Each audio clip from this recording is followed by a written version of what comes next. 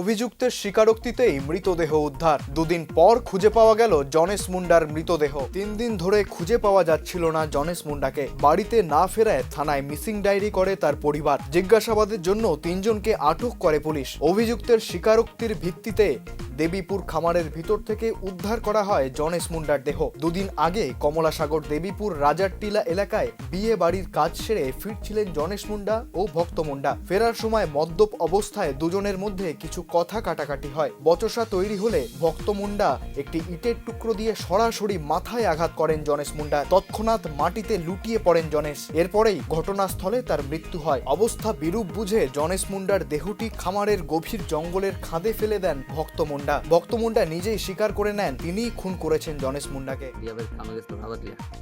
পরে সকালে এই প্রায় 4:30টার সময় সকাল মানে ঘুরে আর কি দিদি গেছে, দিদির গিয়ে বলে জালো কাজ গেছে গেছে গিয়ে দিদি তুলছে যে গামাইয়ে এমন তোর এই বেল গাছের তলে ঘুমাই দিয়েছি।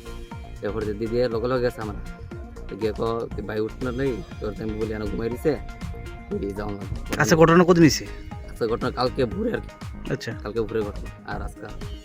এরপরে দিদি গিয়ে আমার তুলছে, তারপরে আমি লগে লগে এটা প্যান্ট করছি আর একটা সোয়েটার কি হালকা হালকা সোয়েটার করছি। আয়া দিই রাউন্ড দিলাম, রাউন্ড দিয়ে দেখি জানো শুধু জুতাটা আছে আর গামছাটা, জুতার গামছাটা ওই বেলাস পাইছি। এরপরে আমি কই যেহেতু তে কইছে মদ খেয়ে রইছিল, তারপরে আমি কইছি না দিদির কইছি চল তো সাইডে দিয়ে দেখি, সাইডে বাড়ি দেখি নাই। পরে আমরা ফার্মের ওই কালী পূজা করে গেটের সামনে কেন পর্যন্ত আমরা গিয়েছি।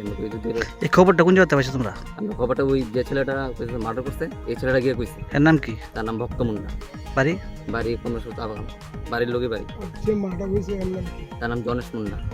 তারপর কি হয়েছে ঘটনা? হ্যাঁ, তারপরে এতটুকু অনেক পরে কালকে আমরা থানা করলাম, এই এন্ট্রি ডায়েরি করলাম। করার পরে ওই যে গেছিলো এই যে ছেলেটা আসলো তারও লিয়ে গেছি আমরা। গিয়ে পরে পুলিশে জিজ্ঞাসাবাদ করছে করে তারা আটকে দিচ্ছে পুলিশে। ঠিক স্বীকারোক্তি দিছে মার্ডার করছে?